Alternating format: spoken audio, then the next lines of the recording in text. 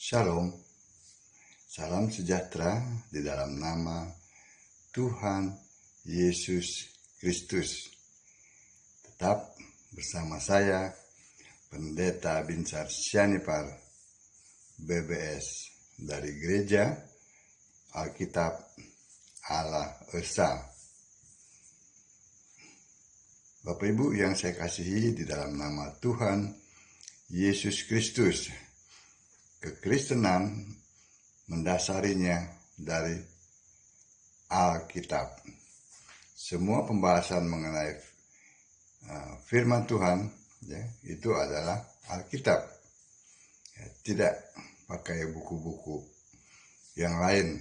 Alkitab tidak perlu ditunjang oleh buku-buku yang lain. Karena Alkitab adalah firman Allah yang tertulis. Dengan demikian, maka kita akan mengenal kebenaran itu. Kebenaran adalah Yesus Kristus. Kalau kita memakai buku-buku di luar Alkitab, maka kita akan tersesat oleh pemikiran daripada penulis buku-buku itu. Penulis buku-buku itu tidak ada di Alkitab. Itulah makanya kekristenan berdasarkan Alkitab. Amin. Nah, kita akan melihat bedanya para rasul dengan bapak-bapak gereja. Bapak-bapak gereja ini kan diagung-agungkan oleh para penganut Tritunggal. Bapak-bapak gereja ini katanya itu adalah murid dari para rasul gitu ya. Itu yang mereka agung-agungkan. Nah, kenapa mereka tidak kalau mereka mengagung-agungkan murid-murid itu, kenapa mereka tidak langsung saja kepada rasulnya, kepada para rasul? Ini sesuatu yang aneh. Karena mereka senang dengan cerita-cerita dongeng. Ini para pengikut Tritunggal. Kan kalau mereka dengan cerita-cerita itu, mereka bisa menafsirkannya dengan liar, dengan semau sendiri. Padahal Alkitab tidak boleh ditafsirkan semaunya saja. Orang berbicara atas nama Allah itu harus dengan dorongan Roh Kudus. Begitu. Mari kita lihat bedanya para rasul dan bapak gereja. Para rasul ada di Alkitab, bapak gereja tidak ada di Alkitab. Itu ya. Kita lihat. Sehingga kalau pemahaman bapak-bapak gereja itu akhirnya muncul sebuah pengajaran, sebuah doktrin, yaitu Allah Trinitas, Allah Tritunggal. Itu sama sekali tidak ada di Alkitab. Itu sesat. Yang ada di Alkitab adalah Allah Esa. Seperti tertulis dalam Markus 12 ayat 29. Itu yang ada tertulis. Jadi jangan melampaui yang ada tertulis. Gitu. Kita lihat di sini ya.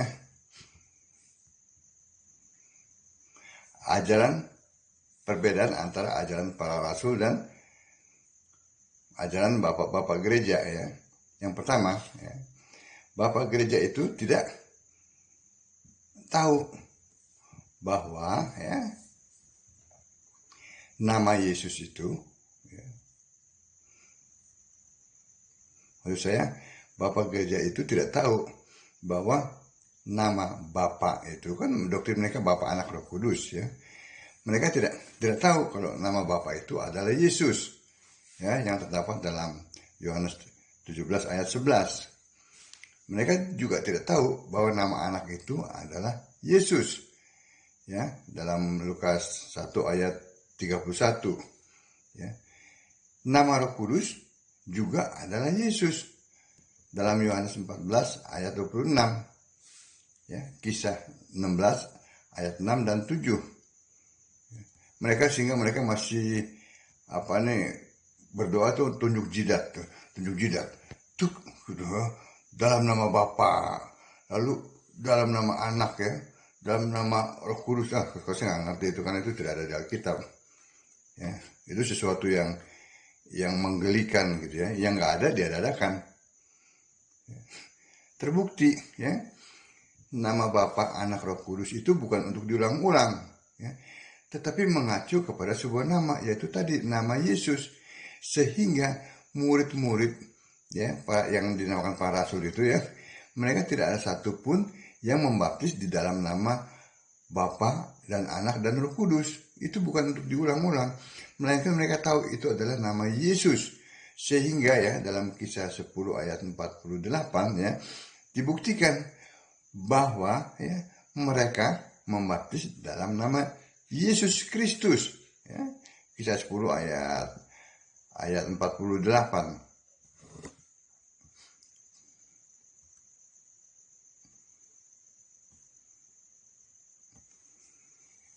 Lalu ia menyuruh mereka dibaptis dalam nama Yesus Kristus.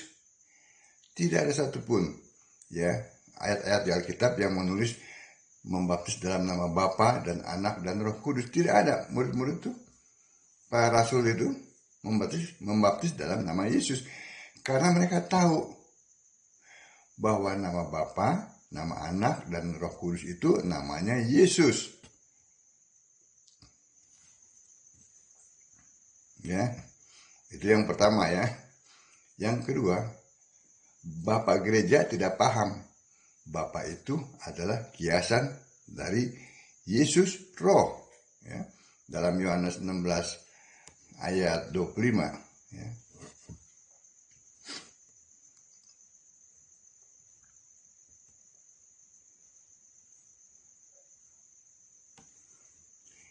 Semuanya ini kukatakan kepadamu dengan kiasan.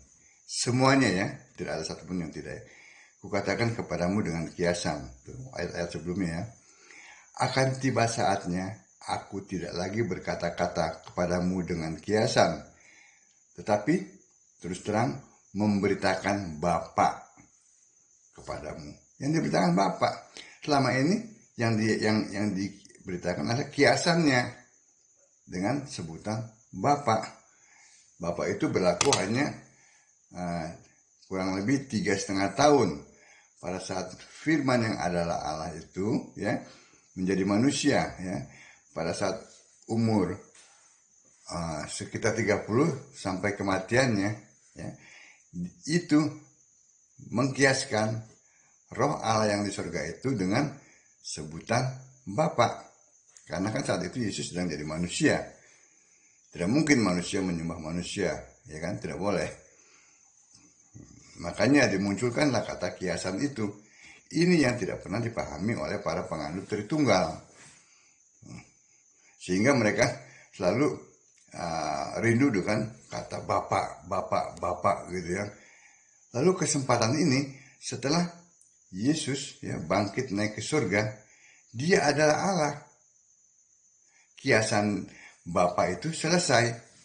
Nah, karena para pengikut Tritunggal ini merindukan Bapak-Bapak, maka Bapa itu diisi oleh Yohanes 8 ayat 44. Iblislah yang menjadi bapakmu. Padahal Bapa yang dimaksud oleh Yesus sudah selesai. Begitu. Itu yang apa? Yang kedua ya. Yang ketiga, Bapak gereja tidak tahu Allah itu roh. Ya, yang terdapat dalam Yohanes 4 ayat 24. Allah itu roh. Kalau roh pasti satu, ya. Kita lihat dalam 1 Korintus 2 ayat 4. 1 Korintus 2 ayatnya yang keempat.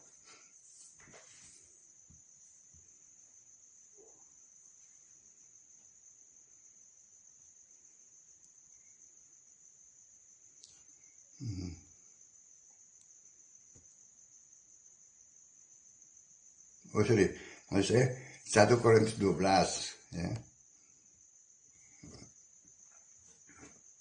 1 Korintus 12 ayat yang keempat. Ya, saya mencatatnya supaya mengurangi kesalahannya. Ada rupa-rupa karunia ya, tetapi satu roh. Dan ada rupa-rupa pelayanan, tetapi satu Tuhan. Jadi satu roh, satu Tuhan. Ini yang tidak dimengerti oleh para penganut Tritunggal ini. Mereka tertipu dengan kata, ya, dengan doktrin bahwa Allah itu pribadi. Ya, kalau pribadi kan bisa bisa diplesetkan kan. Oh, pribadi satu, pribadi dua, pribadi tiga, sehingga muncul doktrin ini, Trinitas. Ya, Allah itu tiga pribadi yang berbeda. Tidak ada di Alkitab. Pemahamannya, pengertiannya tidak ada. Tiga pribadi yang berbeda, tetapi satu hakikat, satu Allah. Apa maksudnya? Coba, Allah kok dibikin seperti itu? Allah kok difitnah seperti itu? Jelas dikatakan Allah Esa. Allah Esa itu satu. Dan kalau pribadi kan, bukan satu tapi tiga pribadi yang bersatu. Jadi Allah itu bukan satu tapi kesatuan. Nah, ini kan maunya kan? Mana mungkin tiga pribadi yang berbeda tapi satu, masing-masing beda. Nah, jadi Bapak Ibu jangan mau disesatkan ya dengan pemahaman ini. Bapak-bapak gereja itu tidak mengerti ya, bahwa Allah itu adalah roh. Kalau mereka mengerti, mereka pasti membuang pemahaman tentang Allah pribadi yang tidak ada di Alkitab itu ya. Jadi itulah, ada beberapa hal yang melenceng ya, yang tidak sesuai dengan Alkitab. Bapak gereja itu bukan nabi, bukan rasul, tetapi pengajarannya ya, diabadikan oleh para pendeta Tritunggal sampai saat ini dan diajarkan. Itu yang sesat. Kenapa? Bukan saya yang mengatakan sesat, tapi itu tidak sesuai dengan Alkitab. Alkitab mengatakan sesat. Ya, dalam Matius 22 ayat 29 kata Yesus, kamu sesat karena kamu tidak mengerti kitab suci dan kuasa Allah. Mereka tidak mengerti kitab suci. Kalau mereka mengerti kitab suci, maka mereka akan tahu bahwa Allah itu roh. Allah itu Yesus Kristus. Wahyu 1 ayat 8. Yesus Kristus adalah Allah yang benar ya. 1 Yohanes 5 ayat 20. Baca Alkitab, sembahlah Yesus sebagai satu-satunya Allah yang benar.